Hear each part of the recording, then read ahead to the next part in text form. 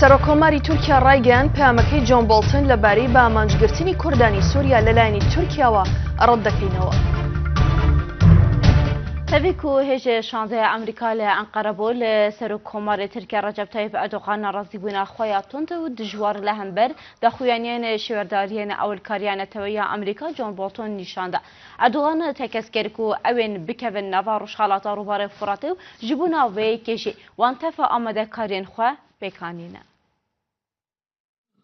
İsrail'den verdiği mesajı هشاندەیە ئەمریکای لە ئەنقەرەیە سەرۆکۆمارێ ترک ئەردۆغان نەرازیبوونێکە تند لە هەمبەری بەیانên مشاورê ewleکاریya neteweyî yê Amerîkayê John Bolton û serweriya Amerîkayê nîşanda û wî got em dê midaxeleya Rûjhilata Firatê bikin û hemû amadehiyên me ên di vî warî de temam in. Şandeya Amerîkayê ya li Enqereyê roja sêşembe pêşiyê digel İbrahim Kalindê berdevkê serokkomarê Tirk û cihgirê Wezîrê Derveyê Tirkan Sedat Ünal hevdîtinek pêk anîn. Hevdîtina şandeya Amerîkayê ya ku ji mişawerê ewlekariya neteweyî John Bolton, Supasalarê Amerîkayê Joseph Dunford û nûnerê taybet James Jeffrey Pectê 2 saetan berdewam kir. Ji beriya beyanekfermî de heqê hevdîtina şandeya Amerîkayê ya li Enqereyê bêdayîn de Serokkomarê Tirk Erdogan di axaftina xwe ya fraksiyona partiya xwe ya parlamentoyê de bi awayekî hişk bersîva şandeya Amerîka da.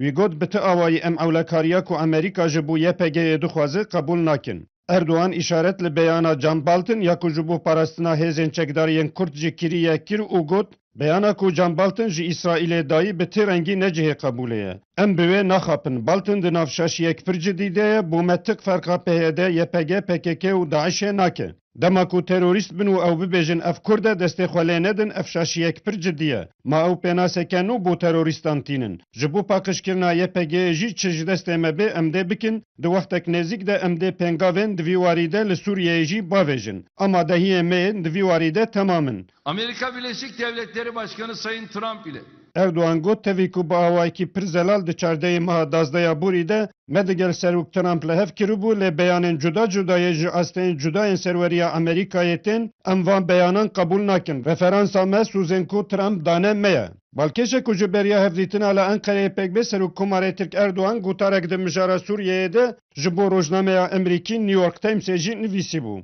Erdogan di gotara xwe de dibêje plana Tirkiyê wekî seqamgirî û aştiyê bo Sûriyeyê heye. Ti arîşeyekiya me digel Kurdan nîne, cihê ku berê dibin kontrola rêkxistinên terorîst de bûn, de ji aliyê encûmenê bi dengê xelkê hatine hilbijartin bên birêve birin û behsa ti müdaxaleyan jî nake. Di vê navbeyinê de Dewlet Bahçeliye ku serokê MHP'ya ku hevpişka AKP'ye ye jî agir li siyaseta Amerîkaya Sûriyeyê barand û wî got Amerîka lehîstikekê dike û xapandineke stratejîk li hember me pêk tîne. Di vê wekî Serokkomar gotiye rojeke zûtir artêşa Tirk bikeve Rûjhilatê Firatê. Meral Akşener'a Seroka İYİ Partiye jî xwest ku Tirkiye müdaxaleya leşkerî pêk bîne. Berdevkê CHP'yê jî gotibû di vê Erdogan şandeya Amerîka muxatab negire. Wesa diyare ku hevdîtinên şandeya Amerîkayê li Enqereyê di kêş û vekêşeke dijwar de derbas bû. Erdogan jî hevdîtin digel şandeya Amerîkî nekir.